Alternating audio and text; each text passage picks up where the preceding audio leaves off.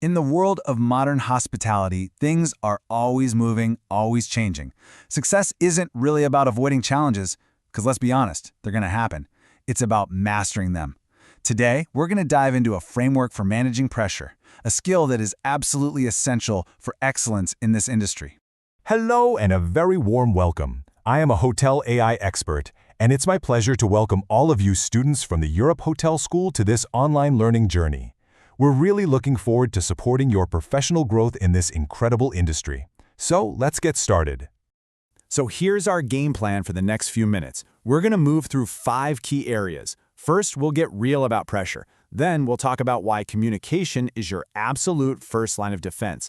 After that, we'll look at mastering those critical moments, harnessing the power of composure, and finally, how to turn all that pressure into real, tangible progress. All right, let's jump right in. First things first, we need to get a core understanding of what we're dealing with.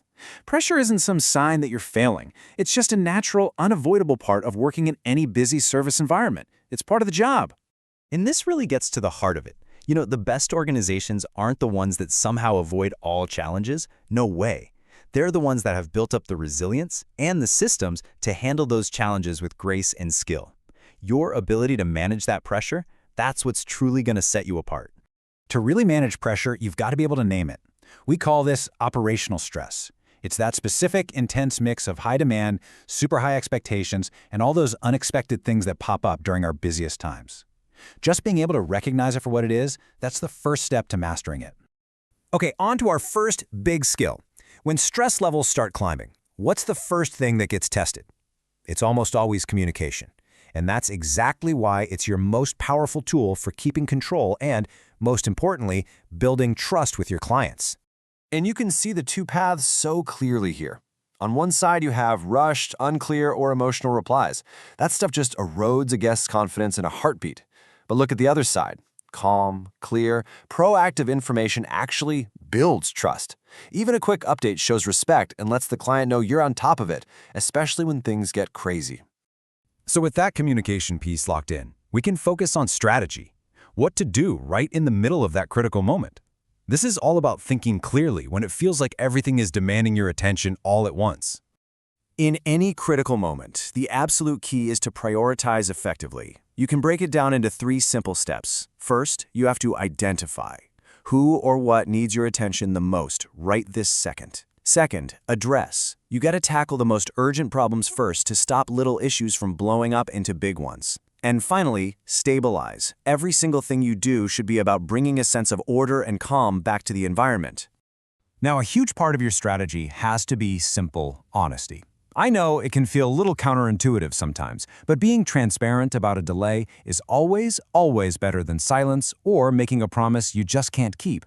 It manages expectations, and frankly, it often makes clients respect your professionalism even more. Let's shift gears now and talk about the human element, your own composure.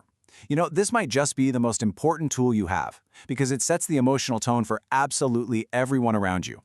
This points to a really deep truth about our work. Emotions are contagious. If a professional shows frustration, that feeling can spread to the team and then to the clients in an instant. But the reverse is also true. A calm, focused demeanor, it creates this little bubble of stability, and it reassures everyone that things are under control. Your individual composure is really the foundation for great teamwork.